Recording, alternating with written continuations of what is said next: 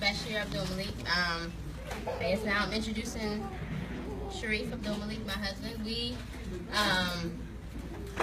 we met in 10th grade at the age of 14, and we got married in 12th grade at the age of 17. So inshallah, in November we'll be celebrating 8 years. So Muhammad School. Yes, yep. We met at Muhammad Schools, right down the street. We were both boarding students.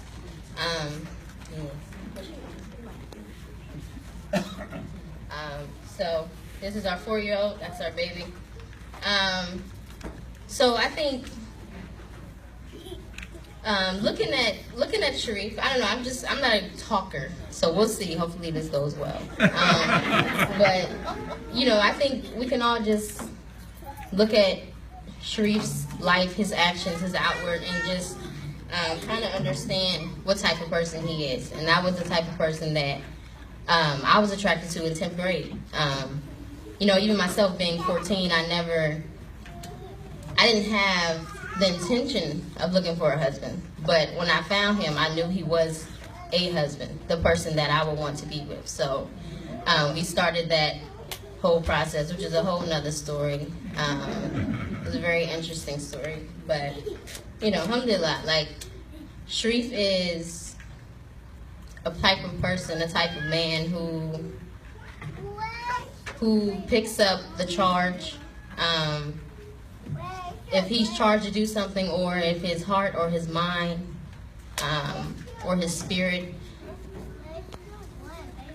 calls him to something, he's going to do it. And I think it's a very beautiful thing, and it's something that we can all appreciate. And I think we all, we're honored to be here today, to be in a part of this community, to have a community that recognizes us, that values us. And we're happy to be here, to be in this community, to work towards our legacy, towards our inheritance, like Sister Aisha was saying. We're very aware of our position today in 2017 in our community, what we have inherited, the work that we have to do, the work that went before us. So we're very aware of that, and we are dedicated to falling in line with the vision and the mission of Imam Morbi Muhammad. So I say that to say, the work that we do, the work that Sharif does, he starts, and that we all, lean in and we support and help with, is all in line with that. And I'm sure he'll talk a little bit more about some of the things that he have started in the past couple of years. So, we thank you all. We appreciate it. We're here, we're working, and we're just trying to, live up to our human excellence, to be the example that we were given, and to just kind of pick up the charge of our families, our pioneers, our community. So, without further ado, Sharif Abdul Malik. Assalamu alaikum. That was perfect. Perfect. Okay, so how much time do I have? Don't worry about it. Don't worry about it. Okay, all right. The Lord and His angels calling the shots. Okay. So I try not to ever really write anything down, and I know that's not the best practice, but usually when I do write things down, my speech goes terribly. I don't know why it's like that. But anyway, first I want to thank you all, alhamdulillah, for recognizing myself, my family, recognizing our work, and it's greatly appreciated. Right now in this time of my life, I'm getting invites, all across the country, and people want us to speak, and they have honorariums, they pay for your flight, they pay for your hotel, and this never happened for me. But it's something that they see, that they're willing to, it's something that they value, that they're willing to have me there, and not just do those things, but even put something in my pocket, or some way for me to, even make more money from it, or whatever, however you want to take it. But this is more recent. Like, this never happened for me, and I know we got some people in our community that gets this all the time. But I feel so great about it because I don't see myself doing anything other than what I was asked to do. from our community, from our leader, from our history, from our parents. So all I'm doing is just what I know I'm supposed to do. That's it. And then to know that people are going to pay me for it. How sweet it is. Yeah, how sweet it is, right? It's like unbelievable, but it's a really great feeling. And I try to always figure out a way that I can give back without jeopardizing what it is that we're doing. You know, so I'm going to get straight to it. You know, what bothers me is,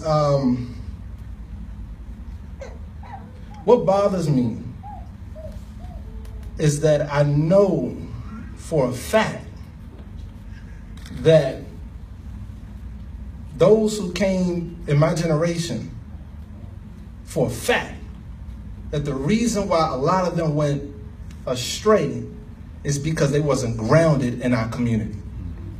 I know that for a fact. See, now, I thought like that. I figured that could have been it. But I was reassured when I went off to college at Howard University that I had a student that graduated from Muhammad schools with me. And she was always the type that was very decent, very clean. And she wore her headscarf, you know, like around and then throw it over her shoulder. And we were in, it was probably within the first week of intro to sociology. And the professor asked her, because she had a scarf on, he asked her, he said, so what kind of Muslim are you? In front of the whole class. I think it was about 130 students in there when you have intro. So then she was like, what do you mean? I'm just a Muslim, you know? He said, I know, but, you know, come on, you know, what kind of Muslim are you? You Sunni, you Shiite, what are you? So she's like, oh yeah, I'm Sunni, you know. And then he's like, okay. So, but what community are you from? And then she was like, what do you mean by that? He said, come on now, are you in the Nation of Islam? Are you in the Imam Wafdi Muhammad community? What? She's like, oh, I'm in the Imam Wafdi Muhammad community. He said, now, how about you stand up and tell everybody who Imam Muhammad is? And I'm like, in the corner, like, I don't know. I know this girl, but I just never heard her talk like this, you know? So she's put in a very, very, you know, awkward situation. But she stands up and she was like, well, Imam Muhammad is the son of Clara Muhammad and Elijah Muhammad. And it ended just like that. And I was like, you know, so I was the type that always just wanted to make sure nobody was disrespected, you know? So I kind of let that slide, you know? And the professor said, okay. He said, let me tell you all who Imam Muhammad is. He said, now he's not Muslim. He makes that clear. But he said, he led the largest movement from one people having one ideology to another ideology without any bloodshed in human history. That's what he said. And I was like, whoa. You know? I was like, wow. But right after that, I saw the embarrassment on the sister's face. So that's what I got to get back to. And she went from having her headscarf like this. The very next week, she had put it on her shoulders. And I kept asking her, like, I see you changing a little bit. You never really act like this. You know, are you okay? You know, she was, yeah, I'm fine. You know, I'm just learning myself. I'm just, learning who I really am. I was like, okay, So then the next week or so after that, she took her headscarf completely off. And I couldn't find her anymore. I mean, it was just so many students. That was the way I found her because, had a headscarf on. But then I overheard some young brothers on campus talking about her. And there was going to be a big fight on campus because I overheard it. And I went in defense mode. And they was like, well, what's up, man? You like her? What? I said, no, man, she's from my community, man, and I'm not going to let you, sit here and disrespect her like that. They said, well, look, she is who she is. She done what she did. What you want me to do? So I say all of that to say this. Before science before math, before language arts, before Shakespeare, before all of that, if we do not instill in the children that are coming from our school who they are, where they come from, our history, our legacy, then all of that means absolutely nothing. And we'll find ourselves and our children that they would come from us but end up working for our enemy and won't even know it. They will have no clue that that's what they're working for. And then they'll come back and they'll argue with you. They'll debate with you. They'll have a whole new mind. And we'll wonder, like, how, then we start calling them ungrateful. You're not grateful. Then we want to share to them the sacrifices. You see, but the talk that Sister Aisha gave, this is what we should be taking our $500, $600,000, $2,000 and paying for her to come here for 2 days and delivering that speech to the students at the school. Yeah. That's what we should put our money to, right? So I think that, and I'm saying that to say this because I'm trying to save our community. That's the only point, right? It's not to disrespect at all. I mean, that's not why I'm here. But it's to save our community. And once we realize, I feel that, and I feel this personally, that once we realize that that is our greatest strength, then we won't have the financial issues at the school. I mean, the community, we talking about the Muslim Journal not being circulated the way it should be. Now, the Muslim Journal goes all across the United States, right? So there are people reading it all across the United States. But we have like one of the only high schools in our community. But all of these people that we're trying to get the Muslim Journal to all across the United States, they have children and grandchildren. So they're children like myself, so I'm speaking from experience, My father sent myself, my brother, my father, my mother, sent myself, my brother, my sister. We also came down here with Salahuddin, right? We came down here with Nasheed. We came down with his brother Ismail. We came down here with a sister named Makita. It was over 7 of us that just came from DC at one time. At one time. And at the same time we came, it was another brother who came from New York and his sister. It was about 5 of them. Then Cali brought some people. Detroit had some people while we were here. I know, you're right. So at that time, it was just, but when we came down here, me and my brother thought when we was on the airplane, I remember, now mind you, this was the first time I ever seen the Capitol in my life too. I mean the White House, the White House. It was the first time I ever seen the White House in my life when we was on the airplane here. And me and my brother was talking and he was like, we figured that the way we were gonna come to the school, we were gonna be reading the Quran and sort of like rocking. Like we just had that image in our head and that's what we were getting ready to come to. So we was like, now we knew our parents was trying to save us because DC, it's not like DC now. I mean, it was a drastic change, believe me. But DC was, it was rough, And the school that we were getting ready to attend was Eastern High School, which was our neighborhood school. And me and my brother were fighters. Like, my father trained us to be fighters, And I just guessed it wasn't going to work out. Around that same time, there was a lot going on. I could get into it, but I'm not. Well, we're going to send y'all to Muhammad schools in Atlanta. He said that, there's a lot of people down there that we want to trust y'all to. So me and my brother just assumed that the only black Muslims really, were just like in DC. We didn't really see it like as a global or national thing. But when we came down here and we met with Aaron Khan. And Aaron took us to a basketball game. And I'm telling you, like when we saw Caliphs, up there, and we saw all the beautiful Muslim sisters coming in and cheering on the brothers as they play ball. And the brothers, like, we were rocking at that time. I think Usman was here. Ismail, yeah. So, he took the ball and did something, boom, dumped it, and we was like, whoa, we won that game. And it was like, me and my brother looked at each other like, yo, this is where we supposed to be. Like this is where we meant to be at, And not just that, we felt like, where we was coming from, we felt like, man, we're gonna do everything to protect this.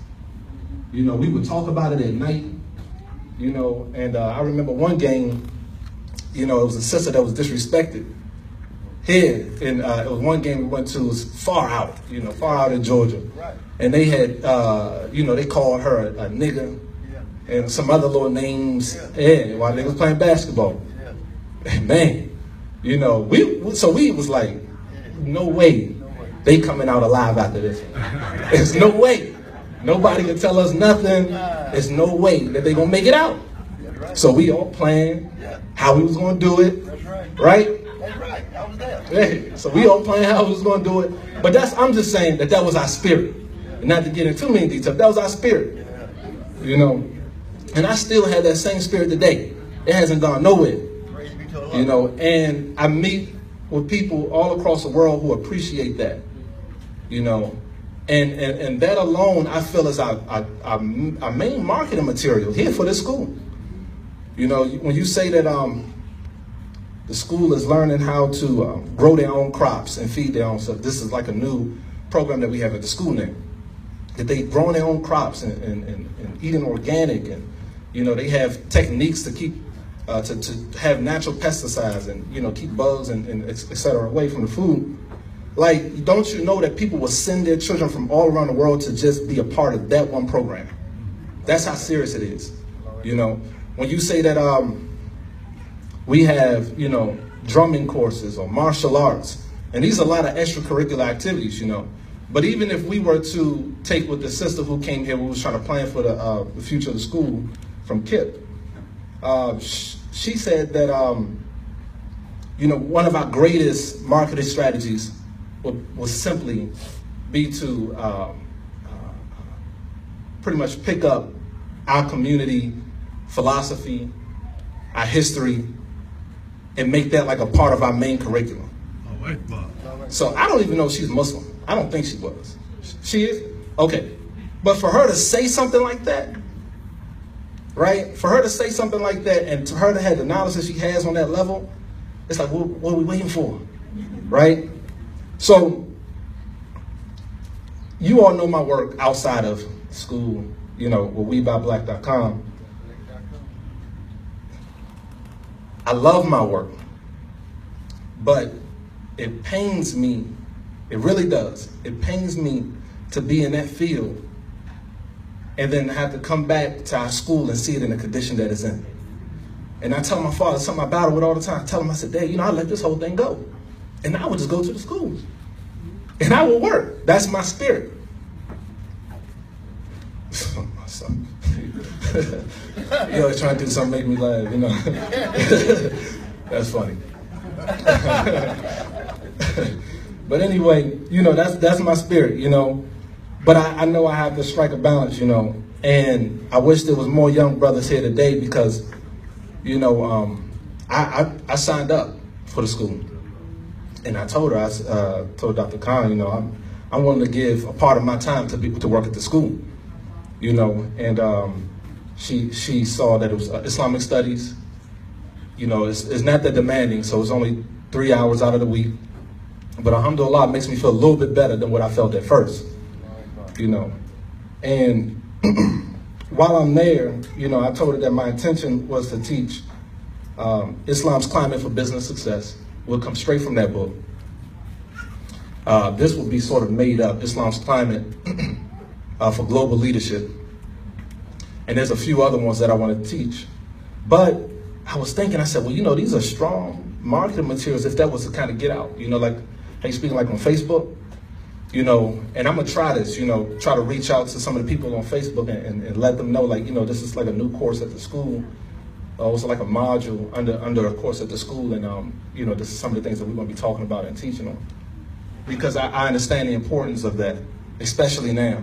And I believe sincerely that you'll have people from the Nation of Islam that will want to bring their children, because with the public school got now, and children that they dealing with now, it's like if you don't choose Muhammad schools, and you just giving up on your child, period.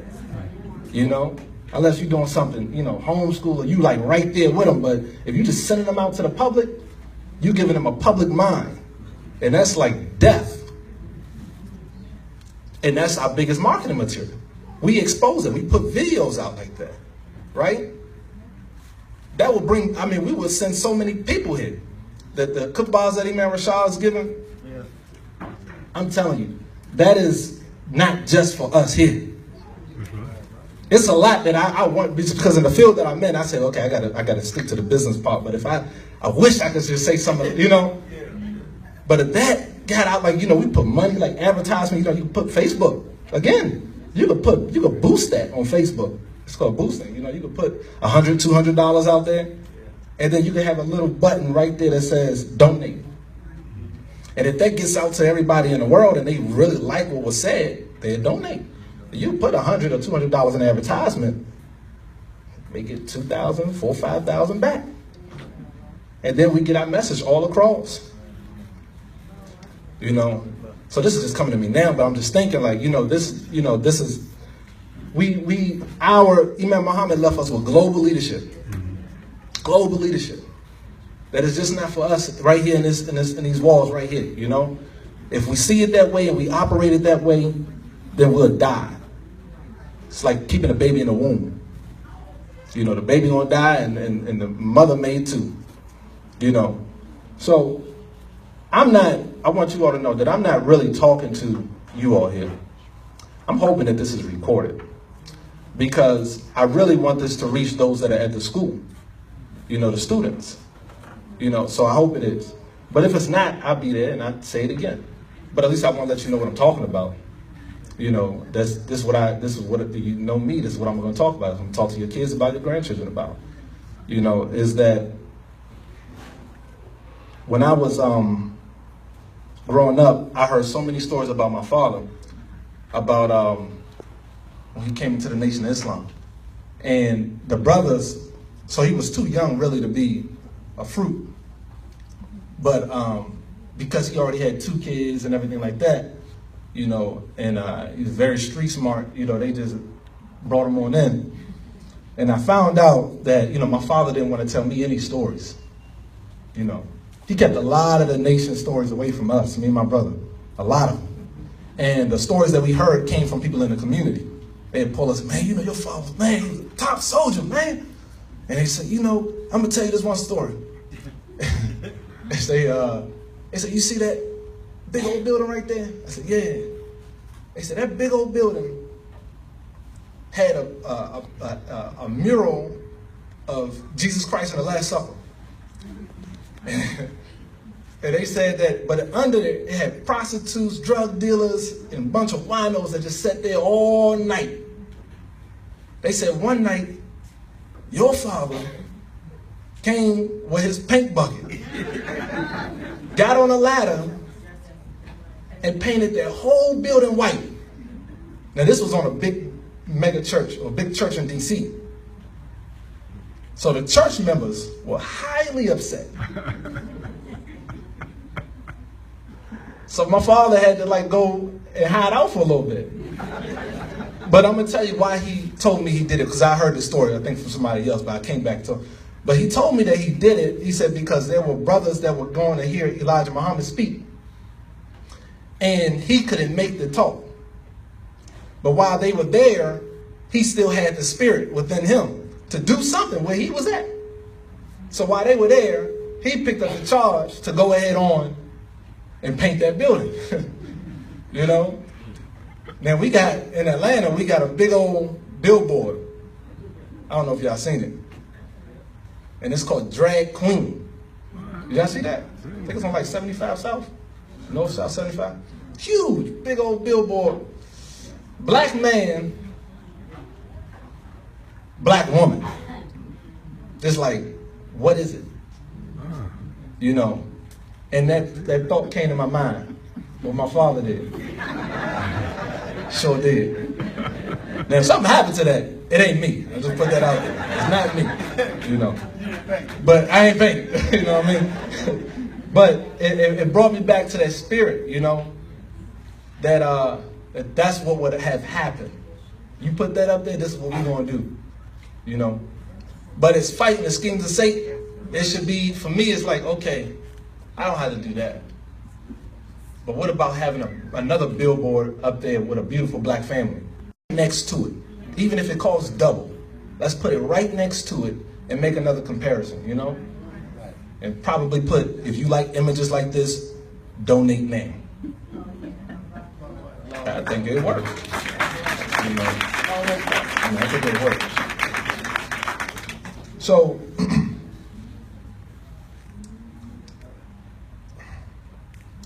business. There's something else I want to say too. You know, when I was here, when I graduated from W.D. Muhammad High School, it was the Atlanta Society of Muslim Men that gave myself a scholarship. Yeah. So I thank you all for that. Alhamdulillah. Yeah, alhamdulillah. And I feel obligated, so I'm just going to throw this out there. You know, I feel obligated. I'm willing to join. I hope it's not like, you know, too demanding, but I want to be like the bait. But I'm willing to join, you know. You know, I can help plan events like this or something, you know. You have met all the qualifications. Oh, alhamdulillah. Alhamdulillah. You ain't got to go through no paperwork. Oh, alhamdulillah. You know, and I don't know what the donation. I don't know what the what you call it, the scholarship is for this year. You know, but I tell you, I help it be more than 500. Inshallah. I don't know where it's at, but you know, we're gonna get it up there. Inshallah. When you were going with $5,000, we were doing.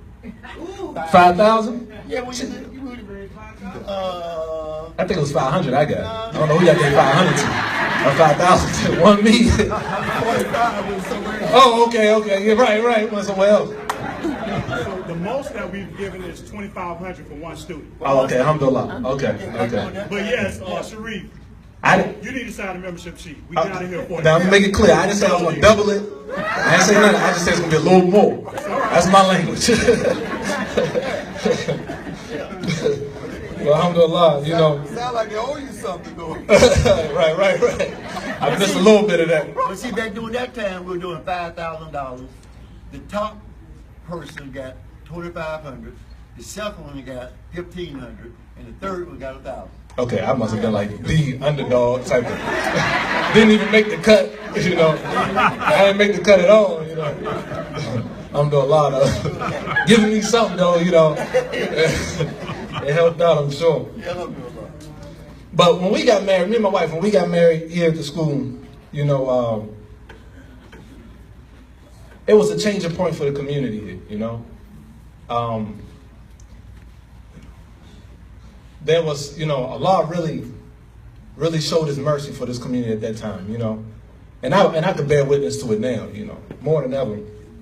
Because I look at my family and I'm like, wow, like we different. You know what I mean? Like we really like weird, but not weird, but like different. You know, like my son comes home and he talks about like he's now talking about Satan. Like, but we never introduced that to him. You know, but he's talking about Satan, but it's sort of in the right context. You know, he's like, you know, mommy, so-and-so, I'm not going to say boy name, you know, but he's like, so-and-so had Satan in his ear. Something like that, you know. I'm like, what? You know, and he's like, she said, well, what do you mean? He's like, because the teacher told him to do something and he didn't do it. And she told him again and he didn't do it. He had Satan in his ear. I'm like, whoa. That's amazing. That is amazing. Christians would appreciate that. I don't know about Jews, but Christians would appreciate that. Muslims would appreciate that. Just God-fearing people would appreciate that. Like that right there could have been like a commercial for W.D. Muhammad High School, for like Muhammad schools, you know? Him saying it, very natural, you know, button that says sign up now, you know what I mean? You know? But I'm very, very appreciative of what this community has brought for myself, for my family, and I really don't see any other way. You know, and I wrote a Facebook post when I was 16. I might have been 15 or 16. I had to be 16. 15, I know I'm thinking like that. When I was 16, I had put something on there that said, I don't know exactly what I want to be, but I know I want to be a helper when establishing community life. I remember that. So I was, you know, Facebook kind of showed you something that you said every now and then. So that was like 10 years ago. you know, and I was like, whoa, I'm doing that. You know what I mean? That's amazing. So recently,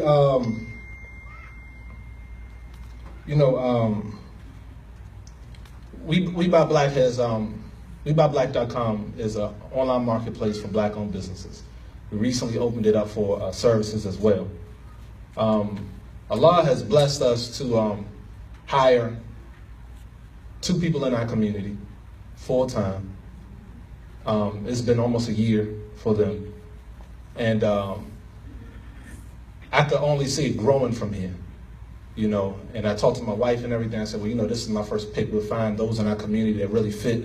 You know, we'll hire them, you know, to really, you know, handle these positions.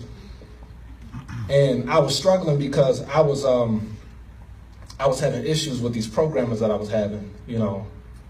And I mean, I was struggling bad, you know.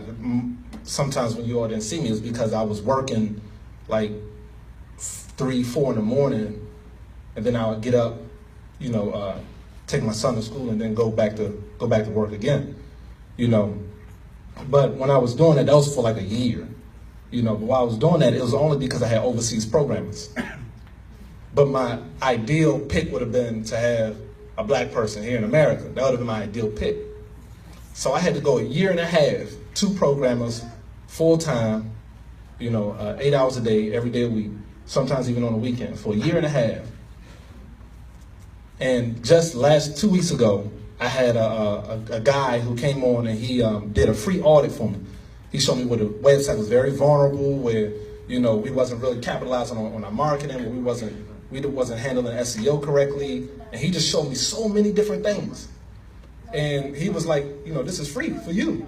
He was like, you know, if you just find it in, you just give us some free promotion. We just started our own business. And I looked the guy up, so I was a black man, you know, family and everything like that. I said, okay, cool, you know, I got you. I appreciate it. So then I thought about it even more. I said, well, hold on, man. Like, I need you, you know? So, alhamdulillah, we was able to hire the brother as a full-time CTO for We Buy Black. So now, a lot of things are changing now, very, very quickly. So we rebuilding the website completely. It's going to come with a mobile app. Like, these are things that I only wish for. Like, he was fixing things on the website, and I didn't even have to correct them on, like, the spelling and the grammar. But this is something I had to do for, like, these overseas, like, I had to, everything I had to, you know. But this brother, he's taking it. And it reminded me of a lesson that I learned before. That Allah can provide you with everything you want and need. Everything you want and need. But it may not be what you asked for. Exactly. The first time I learned that is when I was painting with my father. And I had expanded the company to New York. And when we was in New York,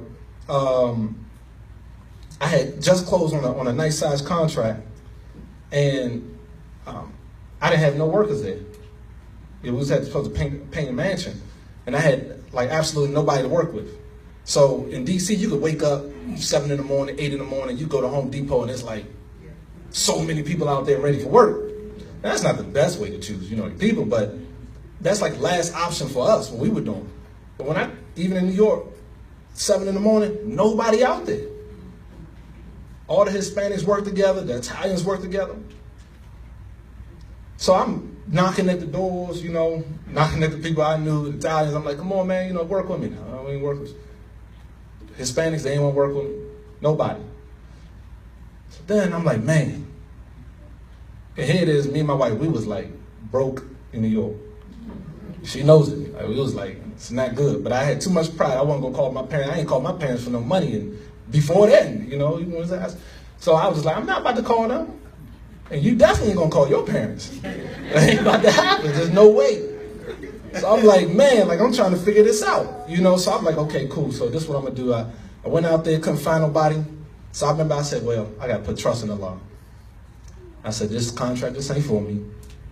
So I already deposited, I already deposited the $8,500. That was a part of that contract. That was like, just like, you know. So I had deposited that piece, but I had to take the rest. I had to get that money back, take the rest of that, take the rest of the money, and then tell him, you know, I was headed back to him saying, you know, you have to keep this. But on my way there, I stopped, pulled over, and I made a prayer on my way there. Now, I must say this, that that what I was looking for was a black man, painter, and a Muslim. Like that was like my, you know, I want a Muslim, he gotta be, you know, a black man, and he a painter. Like it'd be so nice to have a crew like that. And I was just expecting I was gonna get that. So this is like upstate New York, so it's not like the city.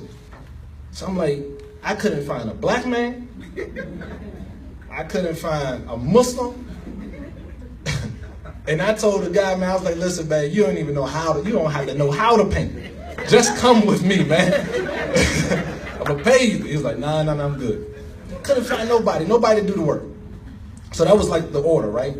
So when I'm headed to take this guy back his check, I pull over and I made a prayer. I put my head down. I was like, oh Allah, you know what's best for me.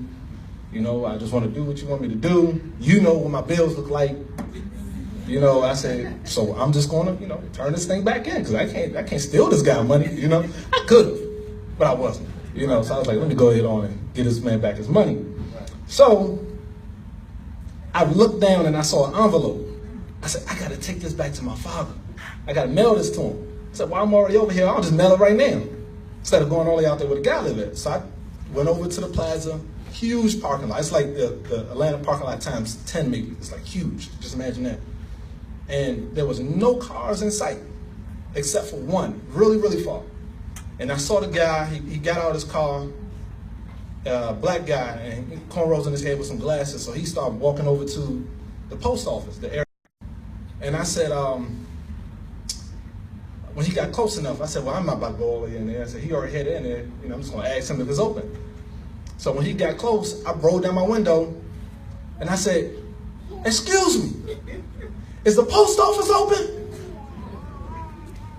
He turned around, he said, wa alaikum assalam. I said, what? I'm like freaking out. Man, I threw the car in park, I hopped out real fast, ran up on the guy. He like, oh. I said, no, what you just say? He said, no, I was just giving you the greetings, man. I was giving you the greetings, brother. I said, I know, but what did you say? I said, wa alaikum assalam. I said, man, I asked you if the post office was open. He said, this is what he said. He said, man, you need to take a second. He said, because God must be speaking to you right now. He said, speaking to you through creation. This is what this guy told me. I said, what are you talking about? I'm thinking that. So I'm sitting there with him. And me and him like literally standing thinking for each other. Like we like thinking. I'm like, you're a black man and you obviously Muslim. So I'm thinking, and I put my head down like this because he's standing right in front of me like this. So I put my head down. And I look at this guy's pants. He had paint on his pants. I'm like, yo. Oh my goodness. I couldn't stand up. I grabbed the guy and I'm shaking like this. And I'm falling. Literally, I'm collapsing. And I'm trying to hold him up. And he's like, what's wrong, brother? What's wrong? I said, man, I'm Muslim, man. He said, you Muslim? I said, yes. I said, brother, you right? This is a sign from God. I said, man, I just had a big contract to paint. I couldn't find no painters up here. He said, man, listen, when do you have to start that job? I said, man, I got to start it tomorrow. He said, listen, me and my son will be here. What? Now, mind you, I'm only painting really because of my father. So when he said me and my son will be here, it hit me so hard. He saw me. I was stumbling all the way to my car, believe it or not. That's how I am. Like, I'm very emotional about these things. So I'm like getting to my car and I just stopped. I put my head down right on the concrete and I just prayed. I had my head down there for a minute. And I said, if there's no other time that Allah was just so clear to me that, you know, if you're doing the right thing, you're a believer in God, He make it so clear. I mean, it was like when Moses asked us, you know, to see God, and He showed him the mountain, and the mountain collapsed, and then he collapsed. Same thing for me. I literally collapsed. I just couldn't get up. And it was for probably, even then I still got tears in my eyes, you know, but it probably was for about, you know what? It just never stopped. Every time I tell that story, and I tell it often to my family and friends, but every time I tell it, I can't stop but, you know, just tear up a little bit. But in that first year, I will break down telling that story to people. I will break down, you know, and I know many of you all have experiences like that. Some of you all experience with life-threatening, some of you all, but everybody experience what they're going to experience. This is how we build this community. Alhamdulillah. Exactly. So I was able to come into that spirit. And I tell you this, like, you know, the way that hit me, I told my father, I called him, I told him, I said, listen, you know what? I don't even ever see myself ever deviating, ever. I mean, like, you know, and if I do, you could just kill me, you know, like literally, because I know that this is where I'm supposed to be at. Ain't nothing you can tell me. And since then, Allah been showing me some signs that I could go stories just like that. But it's like so obvious. It's like, yo, like, man, and I could just imagine what you all experienced. You know, so what am I saying? I'm saying this. I believe that what we have in our history, what we have from Father Muhammad, Elijah Muhammad, Wafdi Muhammad, Sister Clara Muhammad, Marcus Garvey, W.E.B. Du Bois, Frederick Douglass, Rosa Parks, go on and go on, Harriet. I believe that this is our greatest strength, literally, for politics, for culture, for business, for education, if we completely adhere to it. Right. If we completely adhere to what Imam Wafdi Muhammad said for us, the vision that he had for us, completely adhere to it. Like, I submit, I hear what you're saying, I'm going to test it and try it. If it fails me, I try it again. If it fails me, I try it again. Until it becomes very clear from Allah that this is not what he wants. Until we get to that point, and when we get to that point, I'm telling you, I can promise you, I know because I'm going to try it. I'm telling you that. If Allah takes some of you all tomorrow, if he takes some of you all, if he take, you know, I'm just letting you know, I'm going to try that. That's my spirit. I'm going to try it. I'm going to see if it worked. And I ain't going to dib and dab with scholars to shake here and shake there. No, we got our leader. I'm going to take it what he say, and we're going to test it in business. I'm doing it in business. Allah is my witness. Imam Rashad could attest to it. Even the young brothers that come with me and attest to it. They know for a fact. You know, even I think he left now. Safir Ra, he was here. I had a big contract on the table. And most people would have ran to it. But I turned it down. Just because it, you know, it wasn't for us. And they didn't even want stake in the company. They didn't even want stake in the company. I said no. That was a test. So, but anyway, there's never enough time. I'm not even gonna be up here that long. I'm about to close right now.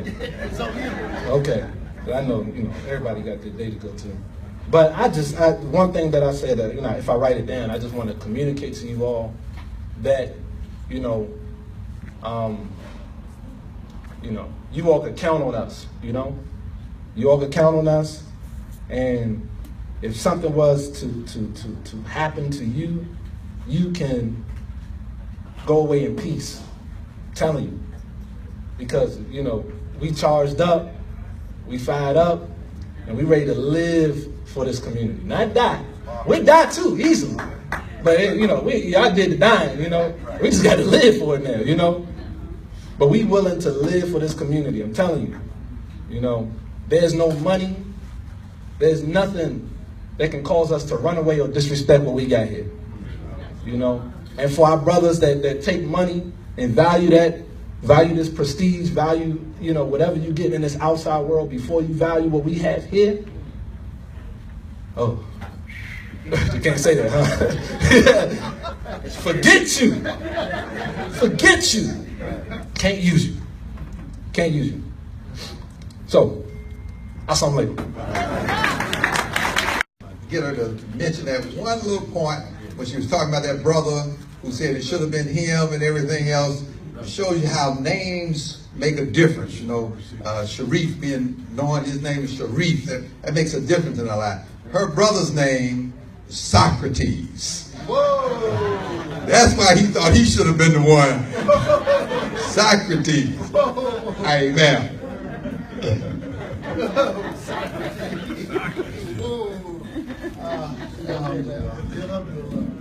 So, can I say something? Yeah. No, I'm not going to take all that much time. I just, Bismillah. I wanted to just mention a word to us, the word of encouragement. Sister Aisha, who I've known for a long time, from Chicago, I really, her comments were very touching to me. And I think that the sentiment that she expressed, if I was hearing her correctly, I see it. I know that's a sentiment of many of our parents and pioneers that have established this community. And that has been a burden on my heart as well. And it also has been a topic of discussion. Me, Sharif, we'll sit and talk about this stuff, you know. How can we do this? How can we fix this? And the best thing, I received help very recently that gave so much peace to my heart. And I don't want to go take up too much time. But there is a parallel for this circumstance in Scripture. One of the instances was when God had promised Abraham that he was going to make from his seed a great people to inherit the vision that God gave him. But the history went on. We know what happened with Hagar and Ishmael, upon them be peace. But we know, according to the scripture, that that destiny was to be fulfilled through another son. And they had reached a point, Abraham and his first wife, Sarah, where they had gotten old. In some of the translations, they would even say decrepit. And it appeared from the outside that through this man, that destiny would not be fulfilled. Because they were at the age, they weren't going to bear any sons. They weren't going to have any inheritors. And Allah blessed me to see, I was researching some of the things Imam Muhammad had taught us.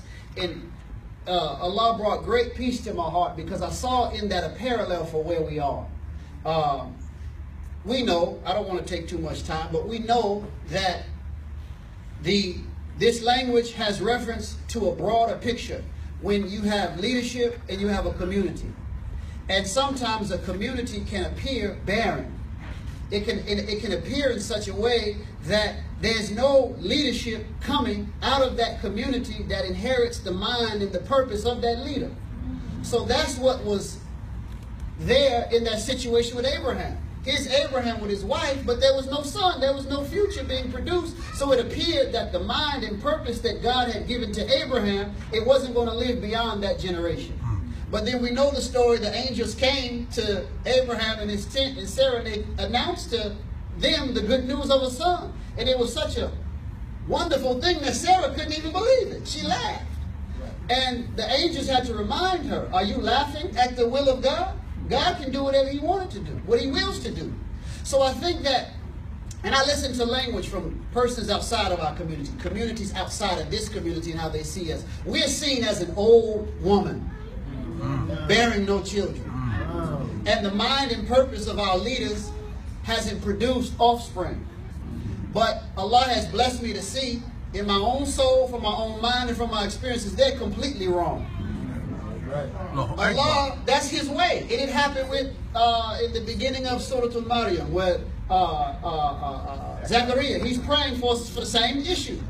And then God announced the good news of Yahya. And then we know what happened from that history. So this is the way of God. That's what I want you all to understand. What you all have worked for and established, see yourselves in the context of Scripture. God is blessing you all with children to inherit this world. Now, people look at me, you know, they say, oh man, you can teach, you got the language. That's just one aspect. That's right. And I'm blessed I don't know how I got this way. I think my mother helped me be that way, but I don't really have an ego problem. So it's hard for people to inflate my ego. But because of that, I can see reality. And I know myself. I love to study. I love ideas. I love debate. That's my thing, and I like to teach. So being that way, Allah has blessed me, or had blessed me to be under the master teacher with this nature that I have. But that's just one aspect of this community. As you mentioned, when when Imam Muhammad said, "Give me a good future," Imam Muhammad wasn't just a teacher. Imam Muhammad was a business genius. And those people, you hear it, oh, he wasn't a businessman. They don't know what they're talking about. I was able to look at, from the persons that worked with him, what the actual business plan was. The problem, Imam had too many stoker coal around him. You all know he told the dreamer, every time he climbed up that stoker coal, it'll bring him down. He said, Allah bless me to see that's you all. Every time, not you all, but he said in this audience, okay? Right. I want to make it out of here in one piece. He said, every time Allah blesses me to do something, you all bring me down. So Imam Muhammad was a blessed teacher. He was a blessed businessman. He had a blessed mind for politics, etc. So what I'm saying is Allah is blessing us with leaders in all of those fields for the good future. And I know for a fact, we have, our brother Sharif is a business genius. And Allah has been blessing him.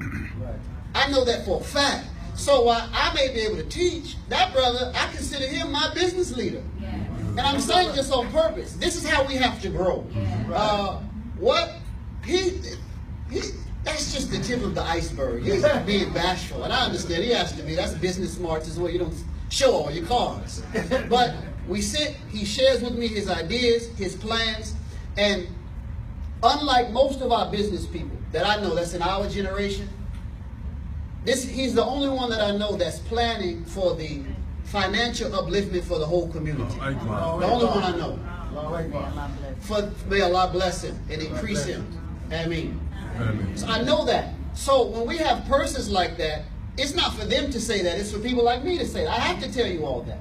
That Allah has blessed us with individuals, and I'm just using it because we're honoring him today, who is in business, but is not in business for themselves. And all of this success, he is not seeing it for himself. That's rare. A lot of our, again, I'm going to repeat, a lot of our young people, they don't see, they got money. As you mentioned, they go to the farthest end of the suburb with the white folks or whatever, and they're happy, they got their piece of the American pie. But that's not what's going to get us where we need to go. So I'm just here as a witness, testifying that Allah is blessing us and our future is bright. Okay. So we're going to close. That's what I'm here for right now. Keep going, brother. No, that's it. You sure? So we're just going to close in Al-Fatiha. I'll just say it in Arabic.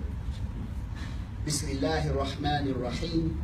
Alhamdulillahi Rabbil Alameen Ar-Rahmanir Rahim. Malik Yawmiddin. إياك نعبد وإياك نستعين اهدنا الصراط المستقيم صراط الذين أنعمت عليهم غير المغضوب عليهم ولا الضالين آمين.